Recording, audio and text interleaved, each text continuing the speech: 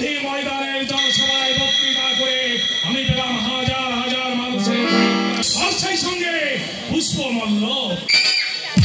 আমি জনদরদি সমাজসেবক অনিমেষ মিত্র, কিন্তু কেউ জানে না এই অনিমেষ মিত্রের ব্যাকগ্রাউন্ডে নিহিত আছে ও সমাজ বিরোধী কার্যকলাপ।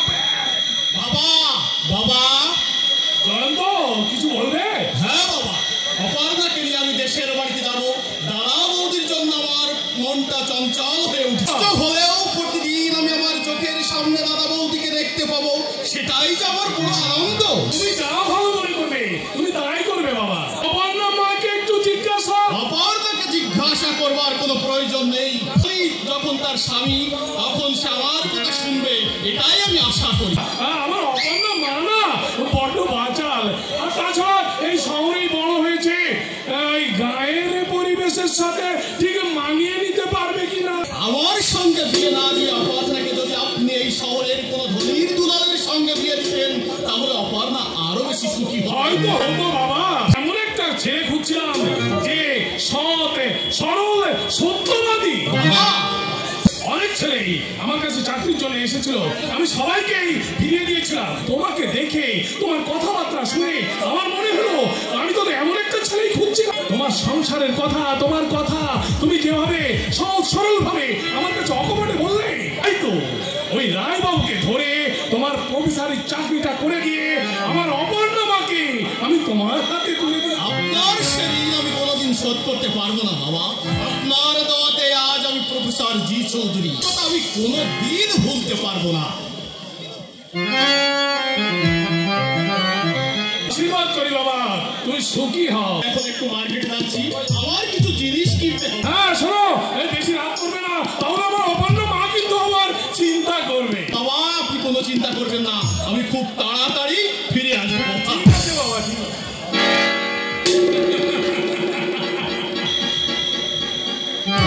ছেলে তো নয়, একটা জুয়েল, যেন হাজারো তারার মাঝে এক ফালি চাঁদ। আজকের এই দিনে 50,000 কেন 5 লক্ষ টাকা বর্পণ দিলেও এমন একটা ছেলে পাওয়া যাবে না। আর আমি বিনা পয়সায় কিস্তি মাতে করেছি। বিনা পয়সায় আর কতদিন কিস্তি মাত করবেন অনিমেষ বাবা? সময় কেন আসতে পারি না নাকি? আপনার কাছে আসবো যাতে সময় লাগে নাকি? কি বলবে তাই বলো। মাস তো শেষ হয়ে গেল, টাকা নেই। হবে না। কেন পাবো না? তুমি কি আমার কাছে কই কেন টাকা দেবেন না? মাসে আমাকে কিছু মাল দাওনি। এই মাসে মাল দিবি ঠিক হয়, কিন্তু এর আগের মাসে মাল তো আমি আপনাকে ডাবল করে দিয়েছি। কই আপনি তোমার মাইনের টাকা ডাবল করে দেন। তুমি আমার মাইনে করা গুন্ডা, তুমি মাল বেশি দিয়েছো, দেখতে যাবো না। মাইনে করে গুন্ডা যখন, তখন ভালোই ভালোই আমার মালের টাকাগুলো ছাড়ান।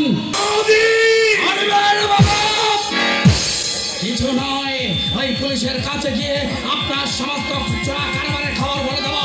শুধু তাই নয়, আপনার এই শয়তানি মুখোশ এই জনগণের সামনে তুলে ধরে তার চিৎকার করে বলবো অনিমেষ মিত্রকে আপনারা এতদিন সমাজ সেবা করতে জানেন, আসলে তিনি প্রাণপণ অনিমেষ মিত্র একটা জীবন্ত শয়তান।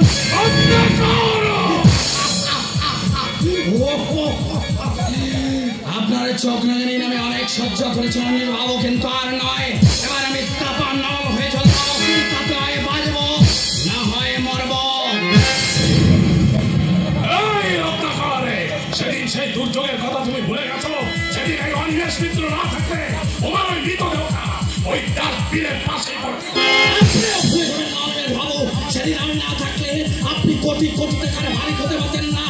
আপনার এই শহরের মুখে একখানা পুরো ঘর ছাড়া আর কিছুই ছিল না। রাতে অন্ধকারে অকাল থেকে আমি আপনাকে দিয়েছি হাজার হাজার মন মাল, এমনকি চুরি ডাকাতি চিন্তাই রাজনীতি করে সর্বস্ব আমি আপনার হাতে তুলে দিয়েছি। সেদিনের সে কথা আমি ভুলে যাইনি। ওসব পাঠাও, এখন থেকে তুমি তার মাল খাওয়াবে, সব আমার গোডাউনে ভরে দিও। আগামী মাস থেকে আমি তোমার মাইনেটা একটু বাড়িয়ে দেবো। মাইনেটা তাহলে আমার কবে দেবেন? শোনো, আগামীকাল এসে তুমি তোমার টাকাটা নিয়ে যাবে। ঠিক বাবু কান খুলে শুনে রাখুন, কাল যদি আমার মালের টাকা দিতে আপনি গোলমাল করেন, আপনার চাকরিটা ছেড়ে দেব।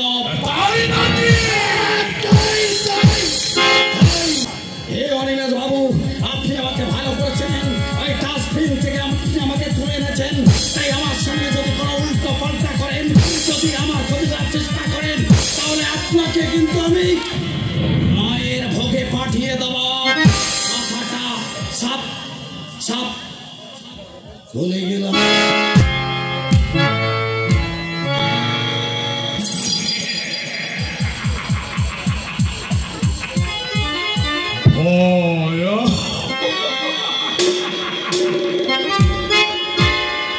দুদিনের একটা পুচকে ছোড়া সেই অনিমেষ মিত্রকে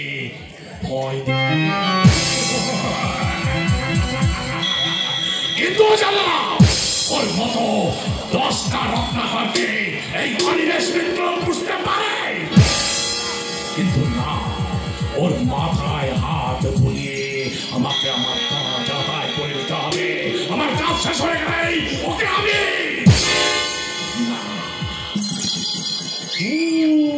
অনিমেষ মিত্র মনে রাখতে হবে, যে গরু দুধ দেয় সে তো একটু লাথি